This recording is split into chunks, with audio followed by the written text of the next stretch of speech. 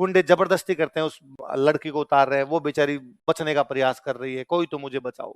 एक कोई पत्रकार है, वो पत्रकार बाबाओं पर रिसर्च कर रहा है। किस पे?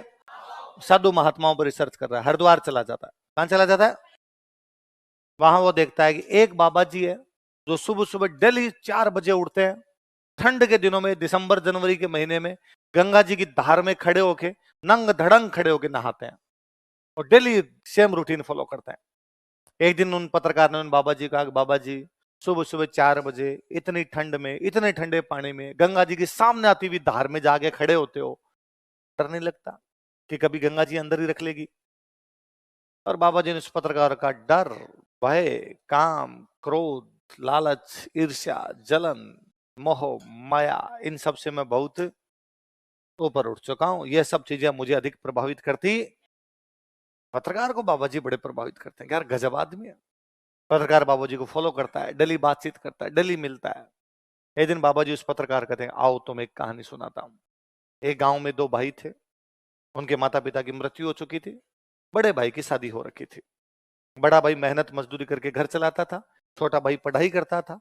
बड़े भाई का एक ही सपना था कि छोटे भाई को पढ़ा लिखा कर सरकारी नौकरी लगानी है। समय का चक्कर घुमा, गांव में अकाल पड़ा, गांव में मजदूरी मिलनी बंद हो गई, बड़े भाई पर कर्जा हो गया, मांगने वाले घर आने लगे। एक दिन बड़े भाई ने अपनी पत्नी को कहा, इस प्रकार घर पर बैठे बैठे, हाथ पर हाथ धरे बैठे से काम चलेगा नहीं। मैं बाहर जाता हूँ, पैसे कमा कर लाता हूँ, गांव का कर्जा पूरा चुकाता हूँ, तब तक तुम घर संभालना। मैं हर महीने तुम्हें घर के खर्चे के रूप में भेजता रहूंगा, तुम उनसे घर चलाना, छोटे भाई को पढ़ाना, इसकी पढ़ाई बंद होने मत देना। जब मैं खूब सारे रुपए लेकर लौटूंगा, तब अपने गांव का कर्जा चुका देंगे। और तुमसे यदि कोई गांव वाला मांगने के लिए है, तुम कहना कि मेरा आदमी घर पर नहीं है। बड़ा भाई रात के अंधेरे में चुपचाप वो गांव छोड़कर किसी दूसरे शहर में कमाने के लिए चला जाता है। अगले दिन जब मांगने वाले आए, उसकी पत्नी ने कहा कि पति घर पर नहीं है। मांगने वाले धीरे धीरे आने बंद हो गए। उस पति ने शुरुआत के 2-3 महीनों में लगातार अपनी पत्नी को पैसे भेजे। वह पत्नी अपने देवर को पढ़ाती रही, अपना घर चलाती रही। 2-3 महीनों बाद में उस व्यक्ति ने पैसे भेजने बंद किए, वो तो ठीक, उसके समाचार मिलने भी बंद हो गए। अब उसकी कोई सूचना नहीं थी। उस महिला ने थोड़ी बहुत जो जमा पूंजी उसने कर रखी थी, उससे 1-2 महीने घर चलाया। पर यदि जमा पूंजी होती तो बड़े भाई को घर छोड़ना ही क्यों पड़ता? जब पैसे आने बंद हुए, समाचार मिलने बंद हुए, उसने सोचा क्या पता कहीं दूर चले गए कमाने के लिए, पैसे नहीं भेज पाए हो, बाद में भेज देंगे। पर अब घर कैसे चलाया जाए? उस महिला ने मेहनत मजदूरी करना शुरू किया, क्योंकि वो जानती थी कि छोटे जो देवर है मेरा, उसकी पढ़ाई करवानी, पति कह के गए थे कि इसकी पढ़ाई छूटनी नहीं चाहिए। वो अपने देवर को पढ़ाती है, मेहनत मजदूरी करती है।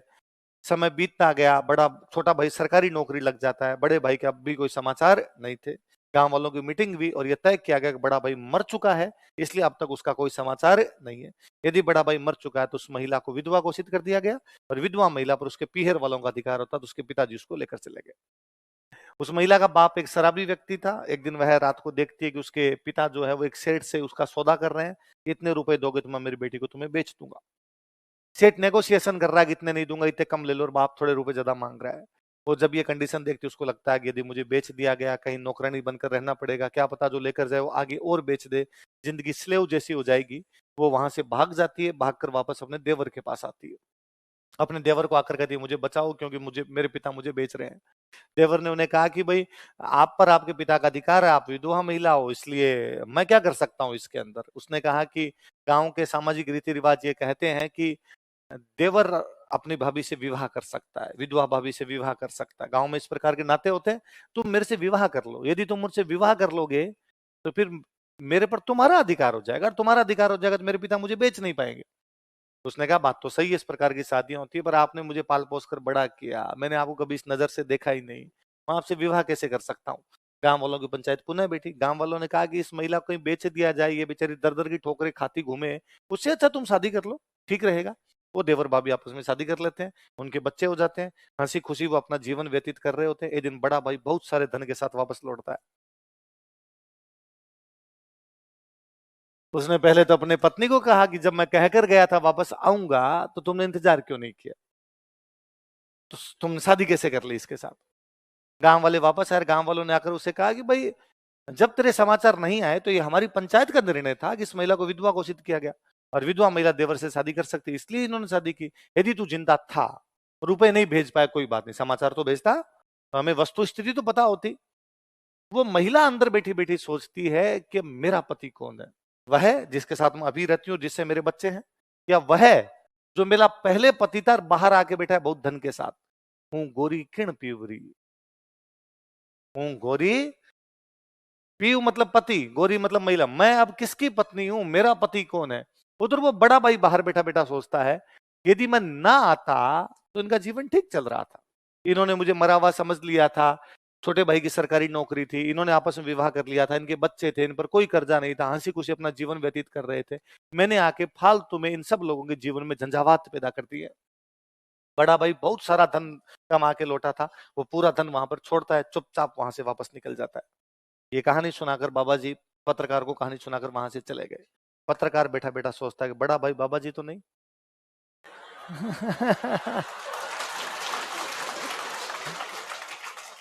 क्योंकि बाबा जी ने शुरू में क्या कहा था, डर भय काम क्रोध मोह माया लालच ईर्ष्या जलन, इन सब से मैं ऊपर आदमी तभी उठता है जब मोटा झटका लगे।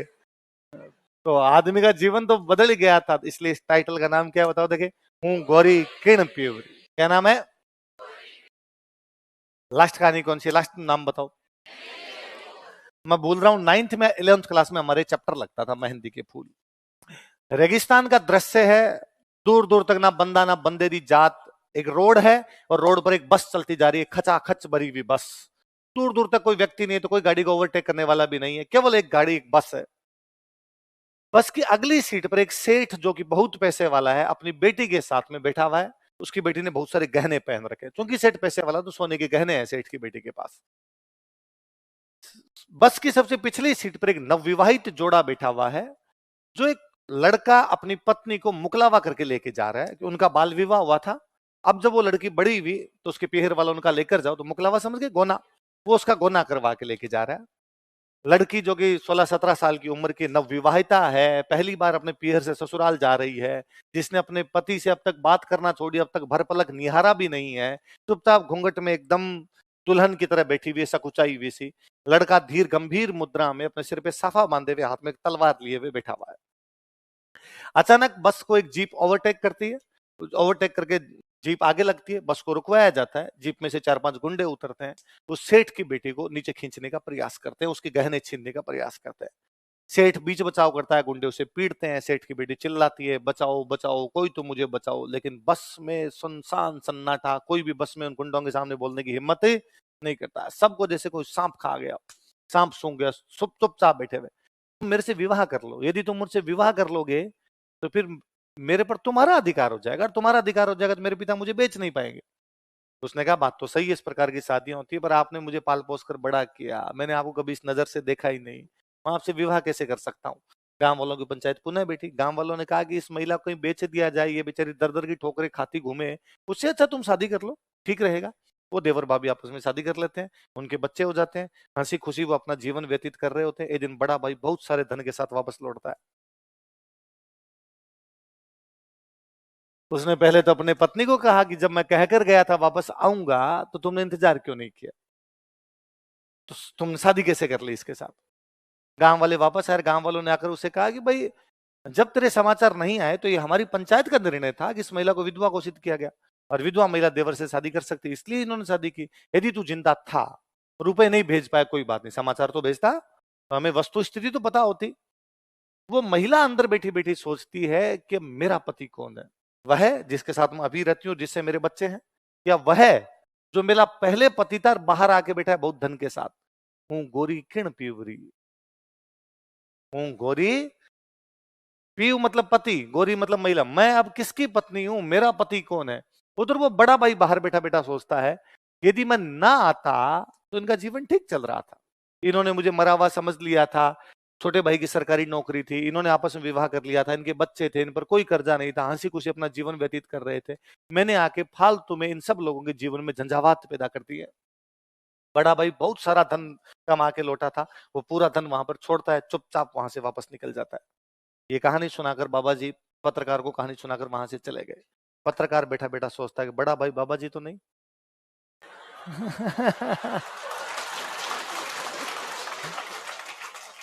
क्योंकि बाबा जी ने शुरू में क्या कहा था, डर भय काम क्रोध मोह माया लालच ईर्ष्या जलन, इन सब से मैं ऊपर आदमी तभी उठता है जब मोटा झटका लगे।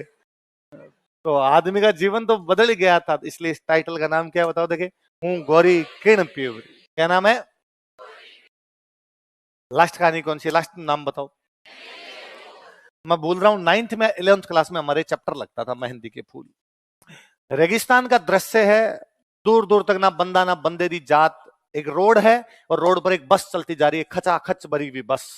दूर दूर तक कोई व्यक्ति नहीं है, तो कोई गाड़ी को ओवरटेक करने वाला भी नहीं है, केवल एक गाड़ी एक बस है। बस की अगली सीट पर एक सेठ जो कि बहुत पैसे वाला है अपनी बेटी के साथ में बैठा हुआ है। उसकी बेटी ने बहुत सारे गहने पहन रखे हैं, क्योंकि सेठ पैसे वाला तो सोने के गहने हैं सेठ की बेटी के पास। बस की सबसे पिछली सीट पर एक नवविवाहित जोड़ा बैठा हुआ है, जो एक लड़का अपनी पत्नी को मुकलावा करके लेके जा रहा है कि उनका बाल विवाह हुआ था। अब जब वो लड़की बड़ी हुई तो उसके पीहर वाला उनका लेकर जाओ, तो मुकलावा समझ के गोना, वो उसका गोना करवा के लेके जा रहा है। लड़की जो कि 16-17 साल की उम्र की नवविवाहिता है, पहली बार अपने पीहर से ससुराल जा रही है, जिसने अपने पति से अब तक बात करना छोड़ी, अब तक भर पलक निहारा भी नहीं है, चुपचाप घूंघट में एकदम दुल्हन की तरह बैठी हुई, सकुचाई हुई सी।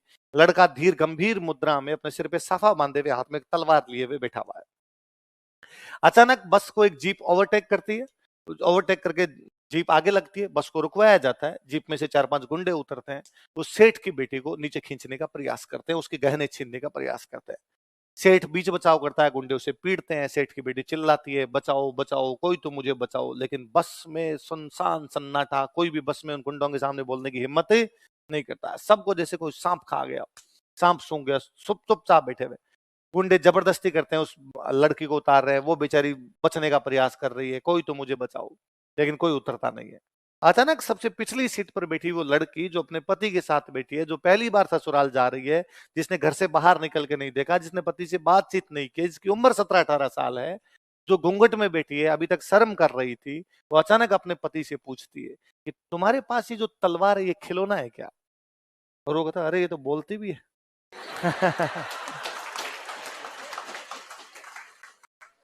उसने कहा नहीं, तलवार है, सुबह धार लगा के लाया था मैं तो इसको। ऐसा कैसे हो सकता है कि तुम्हारी नजरों के सामने कोई किसी लड़की की इज्जत लूटे? ऐसा कैसे हो सकता है कि तुम्हारी नजरों के सामने कोई किसी लड़की की गहने लूटे और तुम चुपचाप बैठे रहो?